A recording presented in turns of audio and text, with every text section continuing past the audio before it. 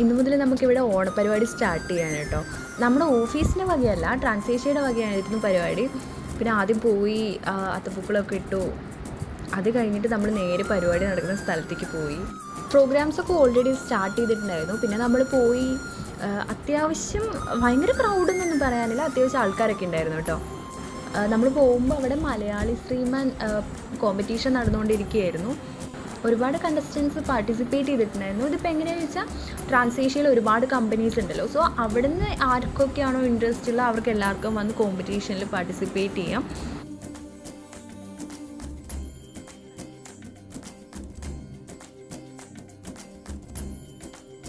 ഇത്രയും വലിയൊരു പ്രോഗ്രാം ആയിരിക്കും ഞാൻ ഒട്ടും എക്സ്പെക്ട് ചെയ്തിട്ടില്ല. കാരണം നമുക്കിപ്പോൾ കോളേജിലൊക്കെ പ്രോഗ്രാം കണ്ടക്ട് ചെയ്യുകയാണെങ്കിൽ നമുക്കിപ്പോൾ ഒരു എക്സ്പെക്റ്റേഷൻസ് അല്ലെങ്കിൽ നമുക്കറിയാം ഇതൊക്കെ ആയിരിക്കും പ്രോഗ്രാംസ് ഉണ്ടാവുമെന്ന്. പക്ഷേ ഒരു ഓഫീസ് പ്രിമൈസസിൽ ഇങ്ങനെയൊക്കെ ഒരു വലിയ പ്രോഗ്രാംസ് കണ്ടക്ട് ചെയ്യുന്നൊന്നും ഞാൻ സത്യത്തിൽ വിചാരിച്ചിട്ടുണ്ടായിരുന്നില്ല. ആക്ച്വലി പ്രോഗ്രാം നല്ല അടിപൊളിയായിരുന്നു കേട്ടോ. ഈവനിങ് ഒക്കെ ആയപ്പോൾ തന്നെ DJ സ്റ്റാർട്ട് ചെയ്തിട്ടുണ്ടായിരുന്നു കേട്ടോ. ഇന്ന് രാവിലെ പിന്നെ ഈ അത്തപ്പൂക്കളത്തിൻ്റെ കോമ്പറ്റീഷൻ ഉണ്ടായിരുന്നേ.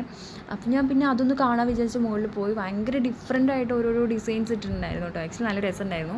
പിന്നെ വീണ്ടും തിരിച്ച് DJ വന്നു, കുറേ നേരം അവിടെ ചില്ല് ചെയ്തു ഫ്രണ്ട്സിൻ്റെ ഒപ്പം. അങ്ങനെ തിരിച്ച് ഹോസ്റ്റലിൽ പോയി.